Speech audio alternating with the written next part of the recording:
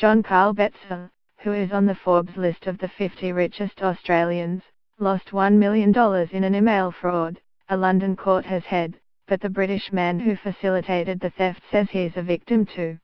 The reclusive multi-millionaire founder of Twyam Agricultural Group Proprietary Limited lost the money when fraudsters tricked the administrator of his personal finances into transferring it to them, court papers say.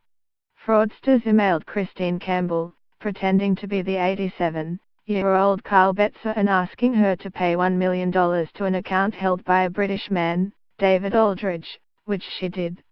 The email came from an email address that was one character different from Carl Betzer's personal email address, but that had been manipulated so that it appeared on screen as his exact address.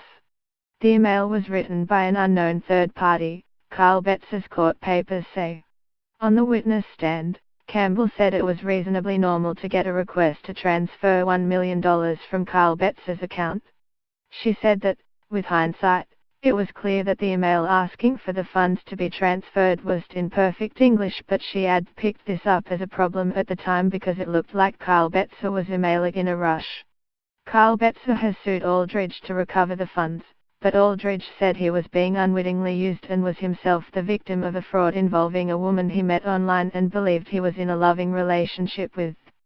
Lawyers for Carl Betzer, who has a net worth of $950 million according to data compiled by Forbes this year, said Aldridge actively facilitated the payment of the sum to his account.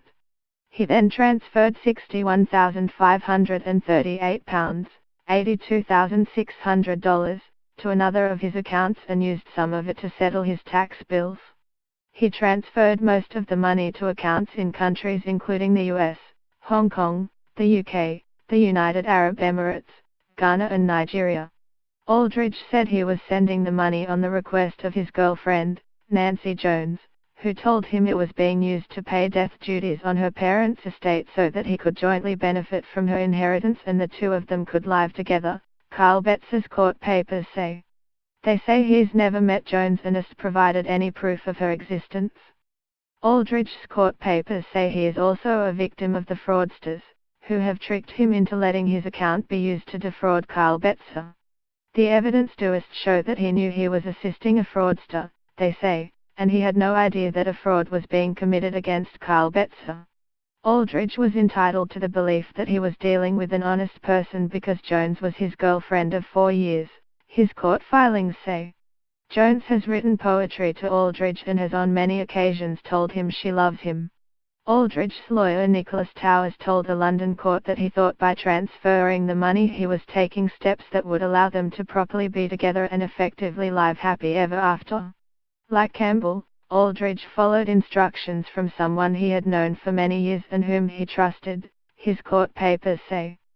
They say that if the judge finds he is liable for $1 million and Carl Betzer's legal costs, then he will be even more of a victim than Carl Betzer.